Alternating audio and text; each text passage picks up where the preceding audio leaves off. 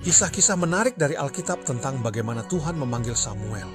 Ini adalah kisah Samuel yang luar biasa. Samuel adalah putra Hana.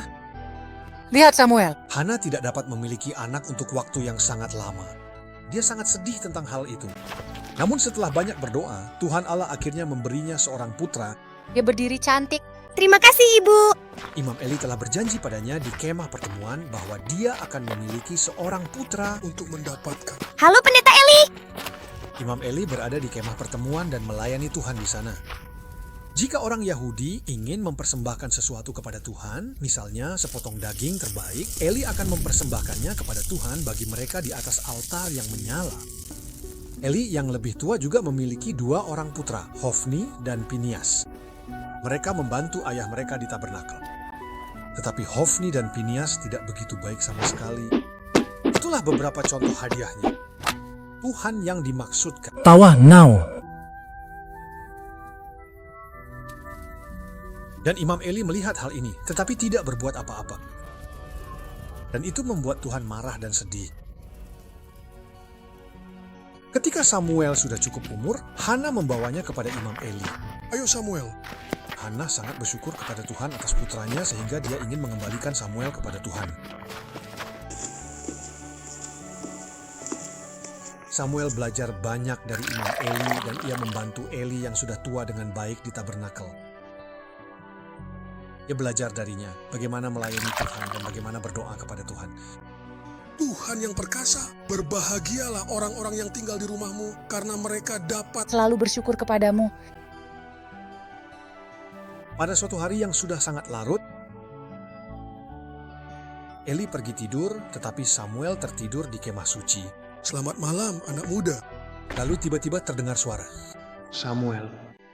Hai, Samuel segera bangkit dan berlari ke Eli. Eli, kamu memanggilku? Samuel, Tapi Eli berkata, itu bukan aku. Cepat kembali tidur.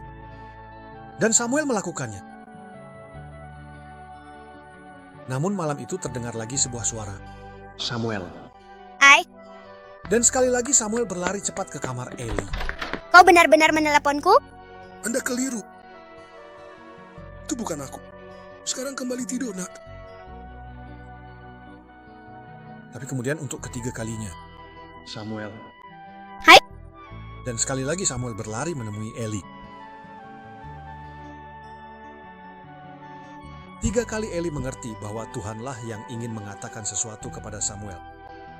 Eli lalu berkata, Lain kali Anda mendengar suara itu lagi, katakan, bicaralah Tuhan.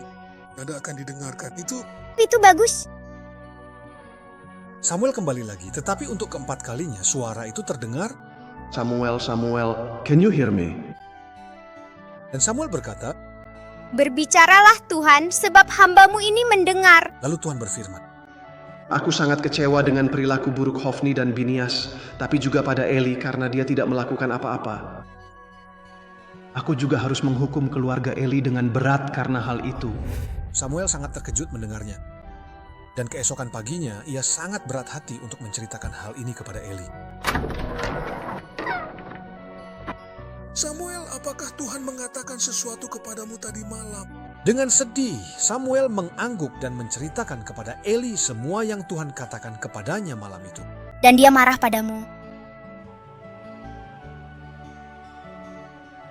Bertahun-tahun kemudian, ketika Eli meninggal dan Samuel menjadi orang besar, Tuhan senantiasa dekat dengannya. Dan semua yang Tuhan katakan kepada Samuel benar-benar terjadi. Bangsa Israel kini tahu bahwa Samuel adalah seorang nabi yang dapat mendengar suara Tuhan, dan karena itu mereka harus mendengarkannya dengan baik.